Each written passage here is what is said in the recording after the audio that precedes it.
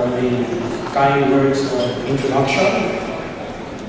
First of all, in behalf of the Civil Service Commission, I convey my warmest congratulations and best wishes to the entire University of the Philippines National College for Public Administration and Governance on the occasion of your 60th anniversary. The Commission commends you for your stellar role in advancing the cause of sound public administration and good governance. May you continue to be the wellspring of immense knowledge and expertise in public administration and governance for the benefit of the entire Philippine bureaucracy. Ladies and gentlemen, why don't we give the NCPAC a big round of applause.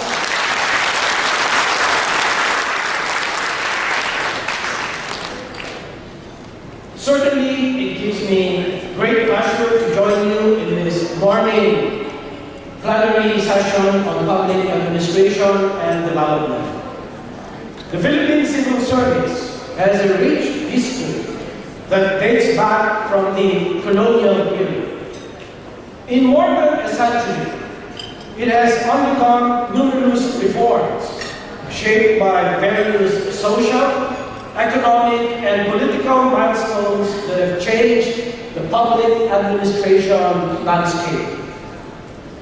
The civil service that we know today may reflect only mere semblances of its beginnings. Yet it is hoped that as the government moves forward to the future, it will also look back and draw lessons from its rich history. The Civil Service Commission, as the central human resource agency of government, assumes a lead role in the review of the structure, processes, policies, and programs in the public sector with the end in view of building a more effective and efficient bureaucracy. The paper that I will present today, entitled Looking Back and Looking Forward, imparts some of the issues and challenges that beset the Philippine Civil Service, as well as identifies strategies, breakthroughs, and milestones in the recent years.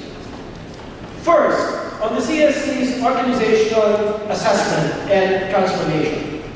The growing and more exacting demands of the citizenry, the need to stay competitive in the global arena, the fast-paced change in technologies, the challenges of an emerging economy, all these have raised expectations on the Philippine Civil Service. These demands have prompted the CSC to review its systems and procedures and assess its priorities to effect better and more efficient governance. And to be able to lead the rest of the civil service, the CSC should have a clear, honest, true picture of how well it is doing and what it ought to do. Thus, in May 2010, the CSC adopted the Performance Governance System, or the PGS. This is the local adaptation of the balanced scorecard developed at the Harvard Business School. And the PGS is a performance management and measurement tool that aims to translate organizational goals from qualitative and word-based interpretations to measurable targets and metrics and help the agency or the organization achieve breakthrough results. The balanced scorecard is recognized all over the world and has been adopted by governments and multinational corporations.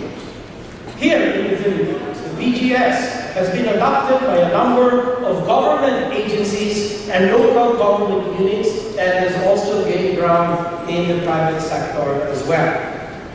As part of the PGS process, the CSC identified a long-term agency vision, that is to be Asia's leading center of excellence for strategic human resource and organizational development by 2030. Some of you will probably ask, it's overly ambitious. Why 2030? is the chairperson staying beyond his constitutional term of office, which is 2015. But I'll explain to you later.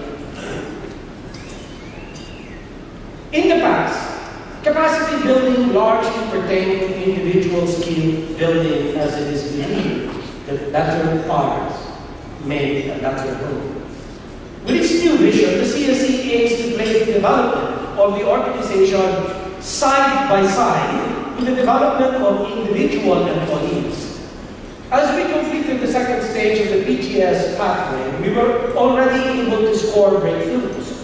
One, the CSE received the Governance Trailblazer Seal after scoring 9.03 over 10 and investing other 11 major agencies in the Revalida for the compliance stage of the performance governance system. Second, we obtained the highest rating of 98% in the Client Awareness and Satisfaction Survey conducted by Pulse Asia in the latter part of 2011. With these breakthroughs, we have become even more determined in translating our vision into operational realities. I am also pleased to report that the CSE is working toward ISO certification of our three major processes, which are legal process, the appointments process, and the examination process, to ensure that we are truly meeting the needs of our clients and stakeholders. After an organization assessment, the Civil Service Commission looked into the constantly increasing demands weighing upon government. Thus, the realization for the need of the decentralization of human resource management functions. The CSC, which manages the single biggest workforce in the country, gave government agencies free rein in particular areas of human resource management, or HRM. In 1991, the Commission launched the CSC Agency Accreditation Program, which empowered government agencies in the exercise of personnel management functions by allowing them to take final action on appointments for government positions. And for those who are not familiar, government agencies are required to submit all appointments to CSC for attestation, where we check if the appointment made complies with civil service rules and regulations. Through the said program, accredited agencies, or those that have met the CSC's inspection and audit requirements, were exempted from submitting appointments to the Commission for attestation. Through time, the CSC saw the need for a major transformation in the accreditation program to push human resource management to a higher level of excellence. Thus, in February 2012, we introduced the program to institutionalize meritocracy and excellence in human resource management, for which I will from now on more commonly refer to as the Prime HRM. Under the Prime HRM, the CSC will evaluate an agency to determine if it is capable for accreditation, if it is fit to retain an accredited status, or if it can be elevated as a center for excellence in the area of human resource management. With this initiative, mere agency accreditation evolves into a search mechanism for best practices in human resource management. The Philippine Civil Service has also made a paradigm shift from excessive regulation to simplified transactions. In its endless battle against inefficiency and corruption, the government has not been wanting in laws and measures to make its services as responsive, accessible, courteous, and effective as possible. The latest weapon in its arsenal, the Anti-Red Tape Act of 2007, or ARTA, may prove to be just what the public needs. Under the ARTA, agencies are required to review and streamline their frontline service procedures, which include limiting signatories in the evaluation of applications and other forms to a maximum of 5 signatures. Moreover, all applications and requests for frontline services must be acted upon not longer than 5 working days for simple transactions and 10 working days for complex transactions. Another salient feature of the law is the requirement for agencies to draw up, post, and implement a citizens' charter. Citizens' charter identifies the frontline services offered by a particular agency or office, the step-by-step procedures, the employee responsible for each step, the amount of fees, the documents to be presented by the client, and the procedure for filing complaints in relation to requests and application. It shall be in the form of a billboard or tarpaulins posted in conspicuous locations within the service areas of the agencies. As a form of service contract, the Citizens Charter suggests to clients that these are the steps that you will have to undergo and the fees that you have to pay. And any step or fee not included here is unauthorized and unnecessary. And with this higher degree of transparency, frontline service personnel will be guided by a clear set of procedures. The clients will know exactly what to expect from the agency, and fixing activities can be prevented. In recent years, the CSC decided to adopt a transformational approach by veering away from the tradition of over-regulation and focusing on capacitating agencies through technical assistance and recognition. Starting July 2010, the CSC has administered the Report Card Survey, or the RCS. This is a mechanism or a technology provided in the ARTA used to rate agency performance and client satisfaction in terms of frontline service delivery. Agencies are rated in terms of compliance with the requirements of ARTA, such as the presence of, again, the Citizens Charter, the anti-fixer campaign materials, and a public assistance and help desk, as well as the implementation of the no new break rule. Client satisfaction is also measured based on the quality of service rendered and the time it took to complete the transaction, the physical setup of the agency, as well as the availability of basic facilities. The RCS has gained national currency in that it is now being utilized as a model by other institutions.